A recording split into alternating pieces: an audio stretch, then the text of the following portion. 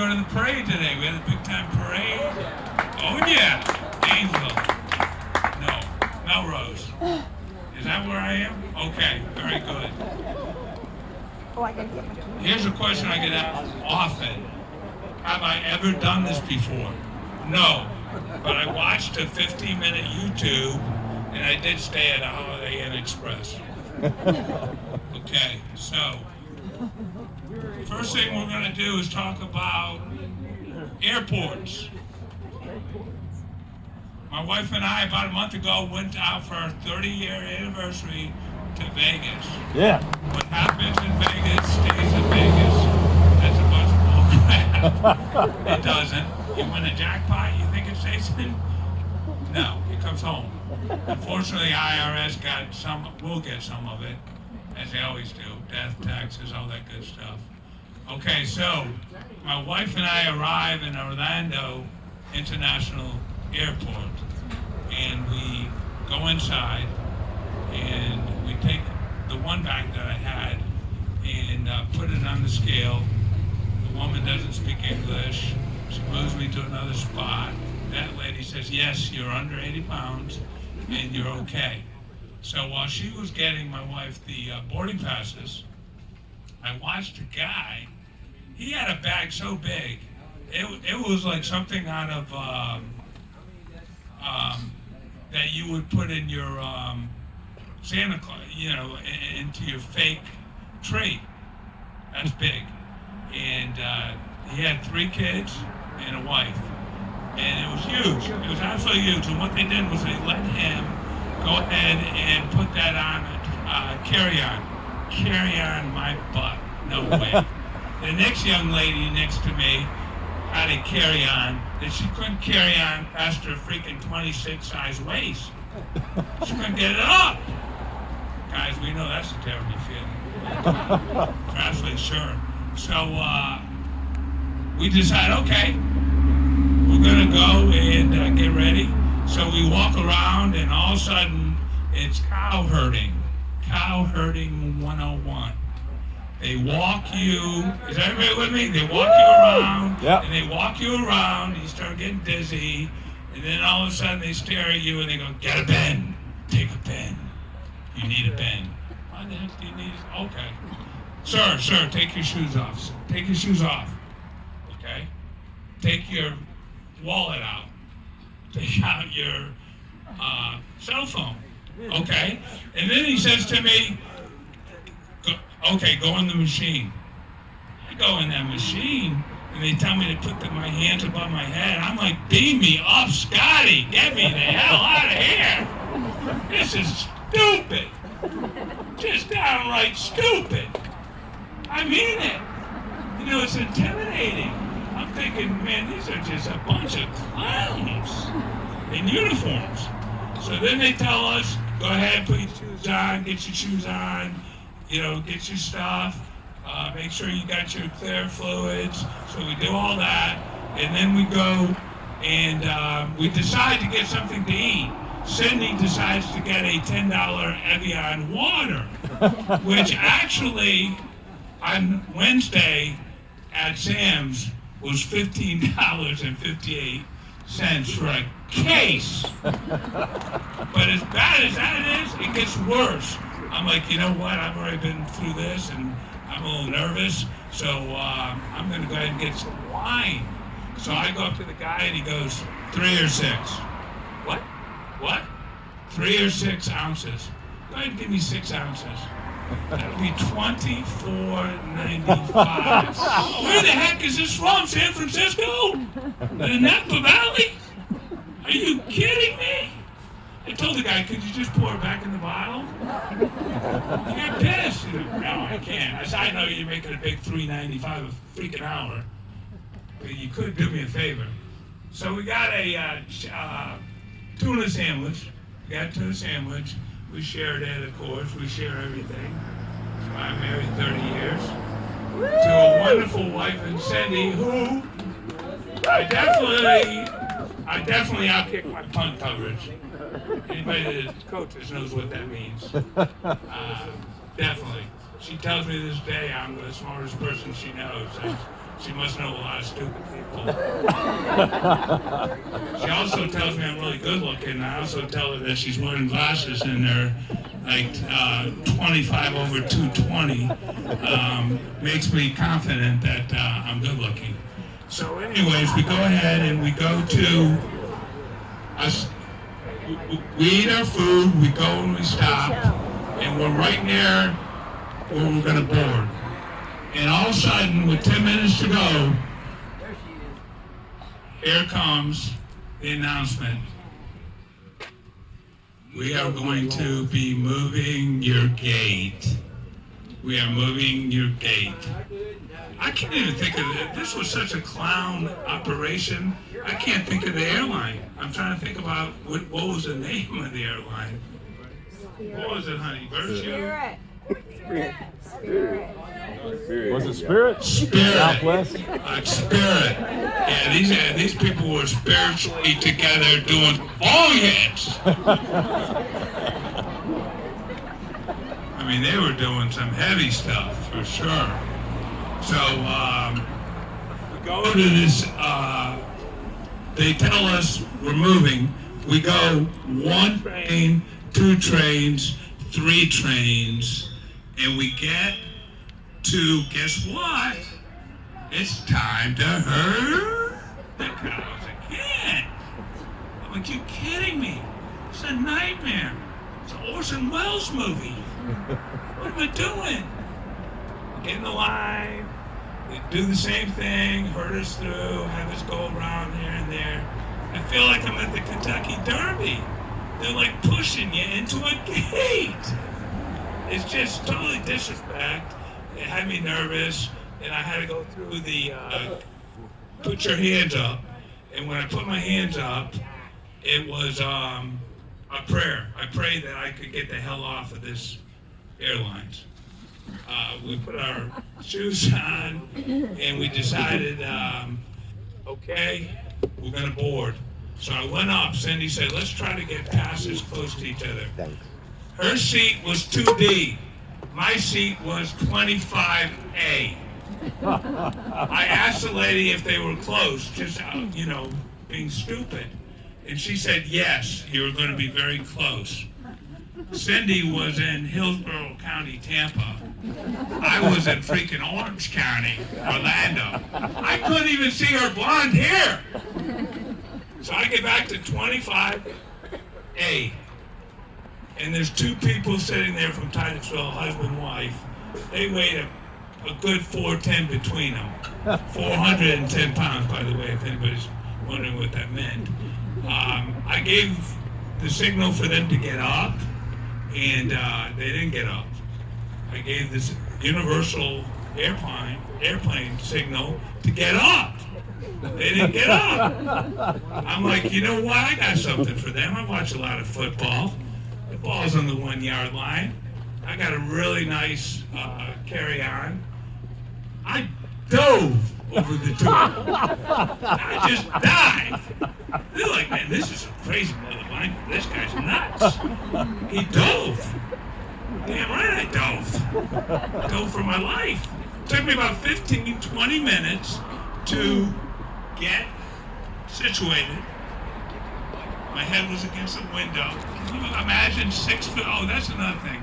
When we walked on to the plane, the first piece of material I could hit in the head, I did. My head, bam! The second piece of people were welcoming me on the plane, and bam! For all you people that think it's wonderful to be 6'7", let me tell you something. It's not. A lot of people that hate you pick you out and come up to you. I've broken 6 ceiling fans in my lifetime. The wires have literally come out. It hurts like hell. I don't know where I am half the time.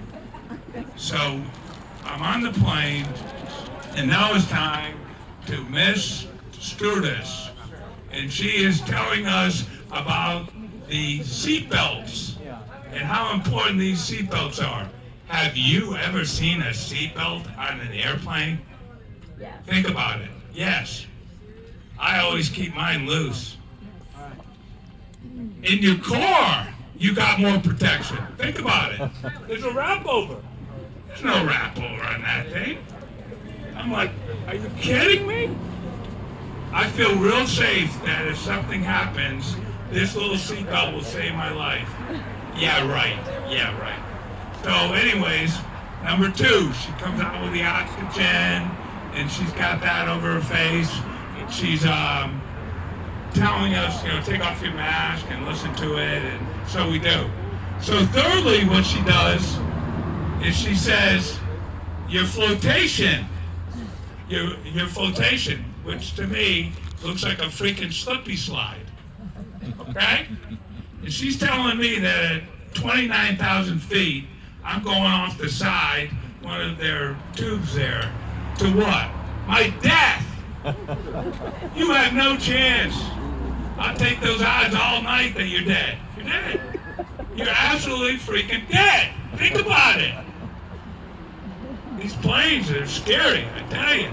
So, okay, I'm sitting in my seat, and the first thing I see is a baby.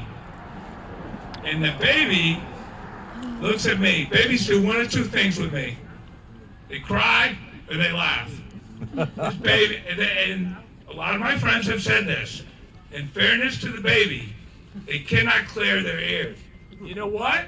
It's true. You know what they can clear? Their lungs. This baby was looking at me and just wah, wah, wah. I'm thinking, this is beautiful. 5 hours and 8 minutes of a baby screaming all the way to Las Vegas, Nevada. Oh, that's ugly. That's real ugly. So, about the 2-hour mark, I got some, because of tuna. You don't want to be eating tuna before you go on the plane. I didn't know this. I wish my wife, who is a professional, a big-time professional nurse practitioner, had told me. So I get some diarrhea. Well, good news is, right behind me, oh yeah. Oh shit. You can't fake this stuff. Right behind me is a bathroom. I go in the bathroom, I put my feet up against the door. Because I know it's coming out and it's going to be ugly. And the last thing I want is somebody to come and knock on the door and want to come in. Well, somebody did. They didn't knock. They knew I was in there. But what they did was they stood there.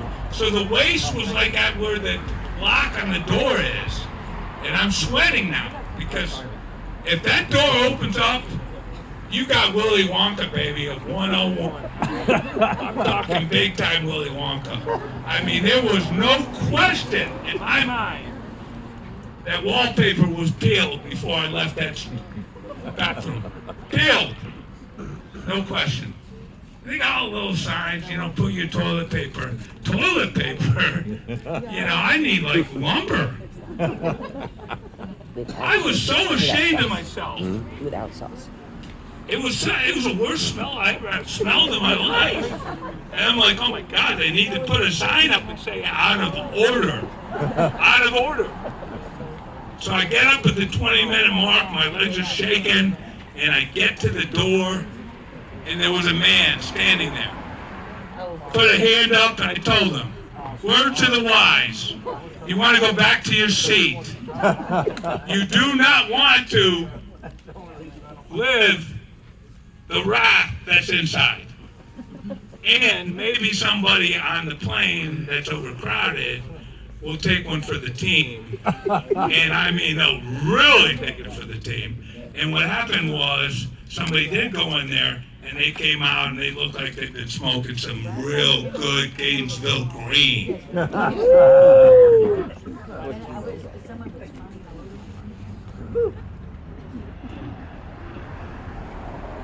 Okay, I've still got 3 tours, Monday, Tuesday, Wednesday, Interlaken, Hawthorne, and Two-Tongue or something like that, Two-Toe. I could probably go to, actually Wednesday I'm in Cedar Key, so All right. The baby is staring at me, okay? And the baby's looking at me, and if that baby could talk, this is what the baby would be saying. You can't stop me. Kind of like in basketball, the guy's got a good move to the basket. You can't stop me. You're not going to stop me. I'm freaking going to continue to cry.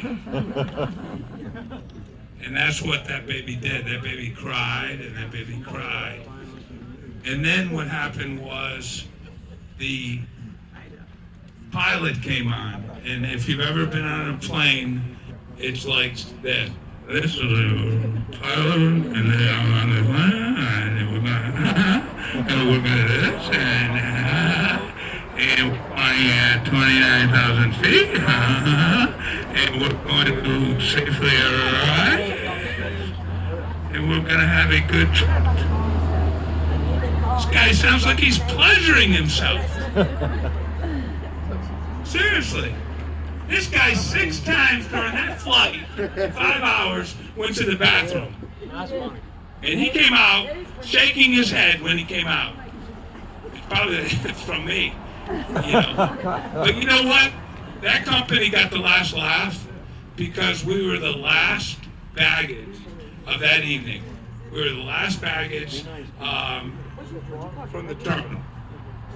Okay, now, that's my... I'll tell you what, man, I'm an advocate now with these airplanes. They're really scary. So, Coach Billy Donovan was here. He won back-to-back national championships, 2006, 2007. He was a friend of mine, and I worked his camps in the summer, and Coach Donovan was working a camp, and there was this kid, 6'9", 260. His dad kept saying, my son is number 11. He's a tremendous player. He's really good. So I went up to Billy and said, hey, Coach, man, what do you think about number 11? And you know what he said? He couldn't play dead in a cowboy movie.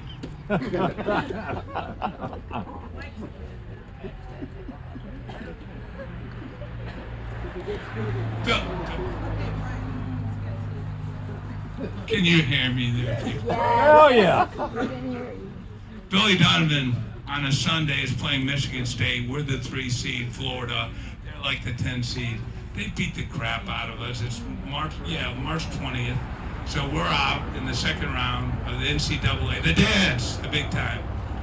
So Christine Donovan, who's a friend of mine, asked me if I will take her husband fishing because he's depressed. He should be depressed. Michigan State sucked.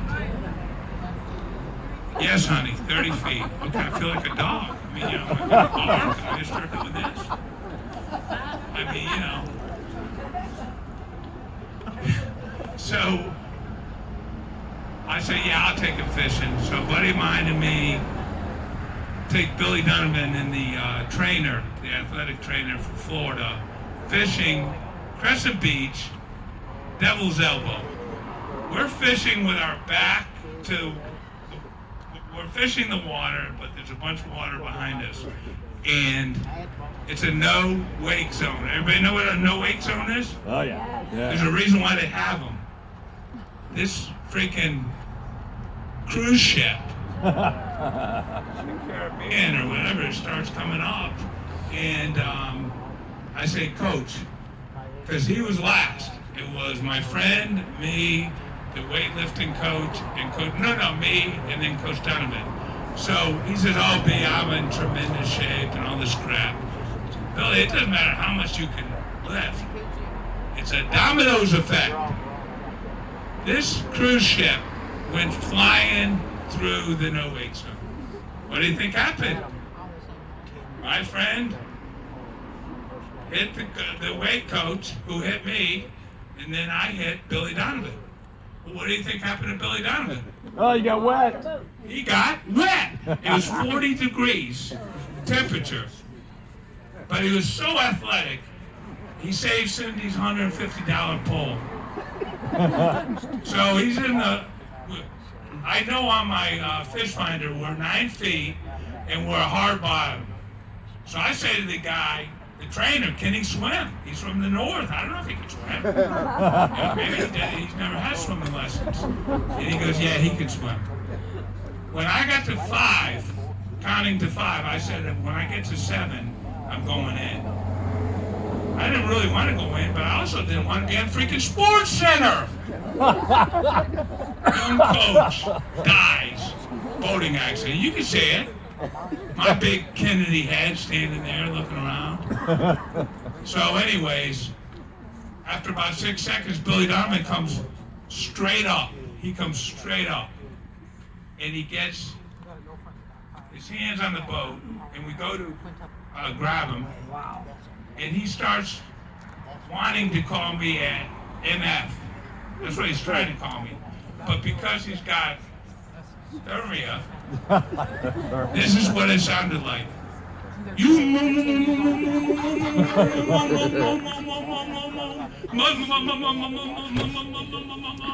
Billy, just get it out. You want me to say it? You want to call me, hey, excuse my English, hey, mother, blanker. And he looks at me and he goes, selfish,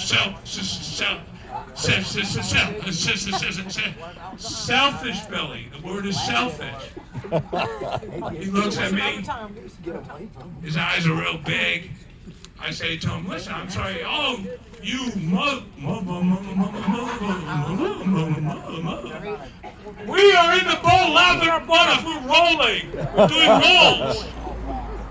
We got the head coach in Florida, and he can't talk. And he wants to call me an MF, but he can't. He can't get it out. It's just shit. Shea. And I really messed with it because I knew what he wanted to say. So I stood there and said the words with him. And he got in the boat. I said, I got some clothes for you. Gave him some clothes. Still goes, I hate me. You hate me. You hate me. Now I'm talking like him. Close to you.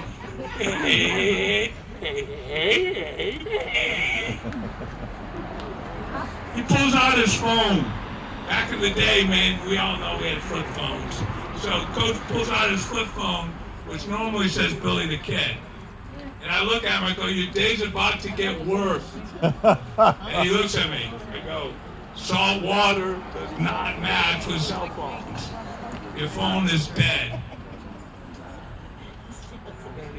He tells the guy with him, the same coach, for paper. He wants paper. We didn't have pencils or pens, you know. He wants to get the hell off the boat. But the way he says it is, Billy, when you were a kid, did you have an impeachment? Did you have an issue, Billy, when you were a kid with spelling? So we got him in the boat, and thank God he was okay. And that was a good thing, for sure. So, jobs. I've had a few jobs. 1979, some of you people, memory lane. Got a job at McDonald's on 13th Street. McDonald's on 13th Street. They interviewed me on a Tuesday, and they hired me, and I say to them, I'd like to be behind the counter. And they said, you can't be behind the counter because you'll scare the people. Can you imagine that to a 19-year-old? You'll scare the people. No, we can't have you behind there. So I ended up going in the back, and I was doing quarter pounders. And I had to keep a bottle of clear salt because I had so many zits because it was so hot back there. They called me in, group meeting. They say, Shea, we're going to let you go. I'm like, what? I done like 3,000. I'm coming, honey. No pun intended. So anyways, they say we're letting you go because you don't have a personality. Brian Shea doesn't have a personality? I think that's one thing I do have. Do I have any skills when it comes to pipe fitting and that? No, you don't want me around. In 7th grade, the guy in woodworking said to me, when I would walk in the room, I was a good basketball player, and he was the coach. And as soon as Shea walked in the room, I was usually the last out of 25, he'd go, cut the power. Cut the power. Because somebody's going to lose a limb with Shea around. So I knew that was not going to be my future for sure. I went from there to a place called Brew. Pizza and Brew. Pizza and bread. Pizza and Brew. Right across the street from Pizza and Brew. Okay, now I'm going to stand up here for the rest of the show. Pizza and Brew. Guy's name was Lenny with Leonardo. Yeah, he definitely knows. It wasn't Leonardo's. It was Lenny, as in I know some people that can put you 6 feet under. So I said, I'll do dishwasher. I'll be a dishwasher. Lenny had a dishwasher for your house. He didn't have commercial. He had residential. He has me on the busiest day. It was in September, and Paul Bear Bryant's last game at Florida Field. Oh my God is right. We had over 300 people before the game, and I started off, he said, don't put any food in my machine. I don't want you to do that. I did the best I could. But I'm going to tell you, man, after about 20 minutes and the dishes kept coming and it was such a cheap dishwasher, I got pepperoni in the eye, I mean, all over the place, just hitting me. Mushrooms. So he comes in, hey, Shea, you put the food in my machine? He said, I kind of had no choice. I'm trying to get the dishes out. He started talking Italian. That was okay, but like the last 2 words that he said when he was talking Italian was hitman. Hitman. So I moved on from there. Went down to a place called Court and Sports. Anybody remember that? Court and Sports? It was across the street from Arby's. I told the guy I was not a cook. I was a dishwasher. And he said to me, just be a cook for a week. So it was a Friday night. People came in and they ordered steak. I looked in the freezer, and the first thing I saw in the freezer was steakums. Grew up on steakums. So I got the steakums going. I've got the little, green crap that you don't eat. I always do by mistake. I'm making them look good. This guy comes in, the manager. You are a moron.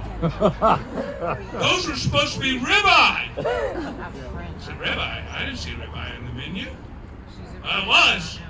You're gone. I said, okay, I'm done. He said, you're done. So I simply took the garbage. He said, take the garbage out before you leave. Think how stupid that is.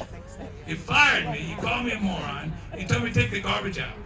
I take the garbage out. You got peppers coming out. You got tomatoes coming out. Onions. I got it all coming out.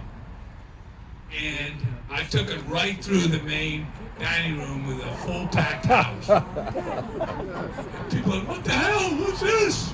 And then real cheap people are diving for it on the ground. So I take it all the way out to the 13th Street. It looked like Hansel and Gretel. I mean, I had the tomatoes lined up, I had the onions, I had everything. So, next job, Subway. So I'm working at Subway. I go in there, the guy says, my name is Phil, I'm the owner. He's on Archer Road, and he tells me to cut, he cuts the bread. I'm leaving, come back. I cut the bread. He comes in, wrong! This guy's like the soup Nazi in Seinfeld. He cuts another piece of bread. I look at it. I'm pretty good with a knife. I cut the bread. It's number 4. He comes back. Wrong. It's okay. He cut the 5th piece. And I said, you know what? I'm not very smart, but I'm not stupid. I'm not cutting any more bread, man. I'm bleeding. It's unbelievable. And the guy comes in and he says, wrong. I said, Phil, I got some news for you. That's your bread. You cut that bread. I didn't cut it. I finally got smart.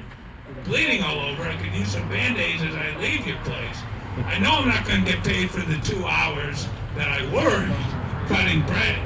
So from there, that was it. I was done with that. So my next one was in the prison system. So I'm working in the prison system, and on my day off in the prison system, I work for Pride. And what you do is it's prisoner rehab. So it's a big U-Haul truck, and I take it to like Union County and different places. And my last stop of the day is in Gainesville at IFAS. So being cheap, I normally go to McDonald's down the street, park that big truck so it doesn't get in trouble. And I go to my mommy's house. I'm only 27 and a half now. And I decided I'm going to have a couple of peanut butter jellies. I have a couple of those. And then I'm going to roll out. I'm going down to IFAS. And I come out. These are true stories. I mean, you're probably thinking I got them from the internet or something. So I come out of my mother's driveway, and I go down to the corner, and Farmer Brown is working on his garden. And I say, you know what, I'm taking a right here. So I go ahead and I hit the gas. When I hit the gas, this is what I heard. Boy, that didn't sound normal. I don't know what that came from. Brown's on the ground. Farmer Brown, he's on the ground. He's laughing his ass off. I don't know why. I go ahead and hit the gas. When I hit the gas, I hear, Brown looks like he's had a heart attack. Now he's like on his back. I'm like, oh my God. Please, Lord. Please. I can't expect the worst here. And at that time, guess what happened to me? A leaf hit me on the head. I jackknifed that into a convertible. Yes, I did it. And I have about 8 different truckers that wanted to take a picture with me. Can I take a picture with a moron? Can I take a picture with an idiot? They have those little Eckerd yellow cameras. I got you. Okay, so I'm working in prison, scared straight, on Wednesdays. I take people around, juvenile delinquents. So what happens is this juvenile delinquent, they tell me he's a really bad kid, blonde hair, blue eyes, probably about 14 or 15. So I get with the people in corrections down in disciplinary confinement, and I tell them, listen, this kid's bad. So what we need to do is leave the door open. I got in with the inmate who had not been out in 2 years. When he did get out, I had to give him a pair of sunglasses. He had been in there so long they had changed presidents. So I told him what I wanted him to do. I told him if he did what I asked him to do, I'd let him out. I promised it. But I said, you cannot touch this kid. You touch this kid, I'm fired. I got it, he says, I got it. So, and this is 6'9" guy that played at Auburn, so I feel good, the security guard, that he's got my back. So we go through administrative confinement. Those are people that have committed a crime but have not been convicted yet. And then we go to the discipline confinement. And as we're in discipline confinement, we're walking, and I gotta tell you, I forgot that cell door was open. And we're standing there, and this kid is calling the inmate names, talking about his mother, which is a no. So I tell him, stop doing that. So the kid finally says something else to the inmate. The inmate comes through the door. He stands still. He points at the kid, and all hell breaks out. The kid grabs my head. The bad kid. He grabs me. And I'm like, where am I? What's going on? This is not good. And I smelled something. He pooped in his pants, the kid. So we were able to get the inmate back in, and we were able to continue our tour. So the last thing we always did which is scary, is we would show the juvenile delinquents. We would show the juvenile delinquents. We would show the juvenile delinquents. This is take 7. The Shanks. The Shanks. So this kid, he didn't want any part of the Shanks. He wanted out. Well, there's a gate, and then there's another gate, and that gate lets you out. That kid hit that gate so hard. It was unbelievable. So I said to the other guys, you think we had an impression on that kid? You think we did something good? And they say, yeah, I think he did something good. So 3 weeks later, I get a call from the mother. And the mother says, my son is going to church, he's speaking in tongues, and he's getting straight A's. Straight A's. We scared the SHIT out of that kid, and yes, he pooped in his pants, and some got on me. Of course, I got called up, and the warden told me I should be fired, and I told him I should be fired. Kind of wanted to get out of that job anyways. So that was basically the end of that story, and it ended well, for sure. Okay, my last one, and then I'm done. The Monkey Man. I'm working for the rec department. I'm in my 6th year with the rec department, and this is unbelievable. You can't make this crap up. So it's me, and I'm in a beautiful office at the Thomas Center, and at the Thomas Center, people have weddings behind me. And the first week I worked, they also had sex back there. I'm like, what have I gotten into? Yes. Talking about that guy didn't need anybody. He was going 25, 30. I'm like, wow, can we film this? He went from missionary to positions I've never heard of. So anyways, it's a Tuesday, it's the fall of 1995.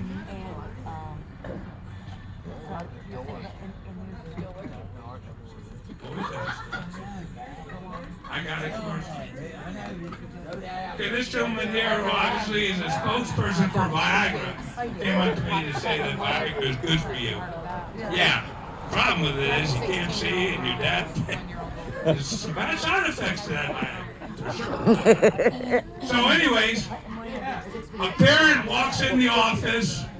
I got a young man, 25, and another 25, and I'm sitting in my desk, and he says, Green Tree Park, there's fleas.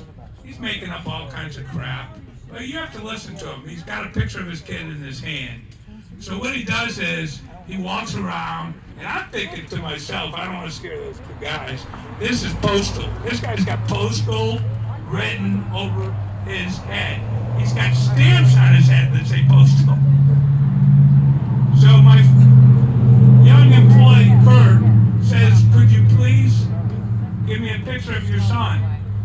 He gives him a picture of his son, and when he gives him the picture of his son, he starts laughing his ass off. Kurt. And I'm like, looking at him like, why would you be doing that? We don't laugh at kids. So Kurt got up, Kurt goes over, he gives it to JB. JB, who never laughs, takes a look at it and goes, wow! Holy shit!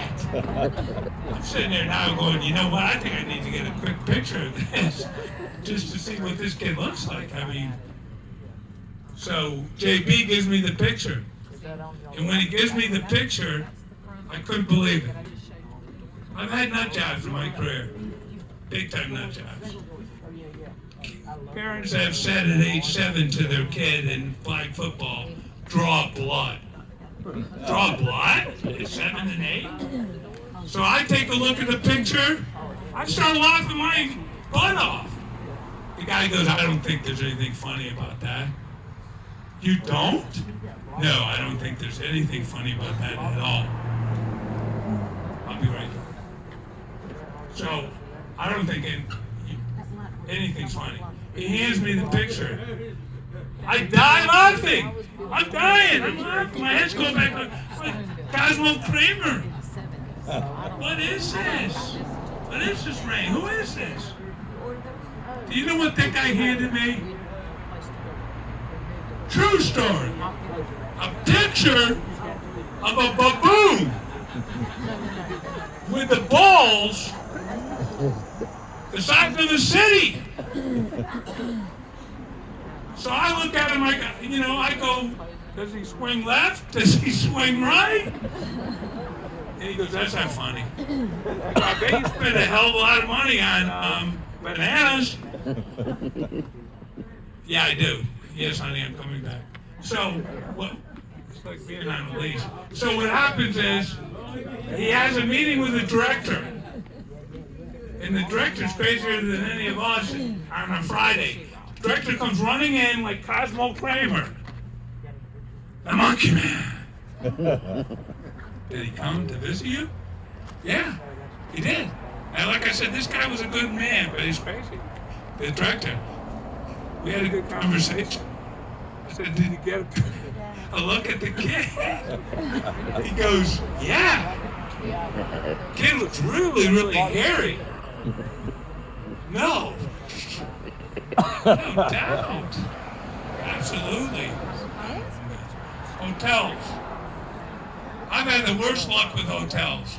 I go to hotels, both bedrooms, the door's open. I mean, the bed is not done made. I go down and I talk to him. I go, listen, the beds are made. You know what the guy says to me? Oh, you and your wife will get complimentary breakfast between 4 and 6. I'm like, dude, I don't eat breakfast at dinner. He said, no, AM. It's ridiculous. I'm going to tell you something. Listen, this has been a great crowd. I'm over the 30-minute mark. I want to thank all my friends that have come, all my family that have come. And if you think this is easy, get up there and take the mic. God bless you, and best of luck.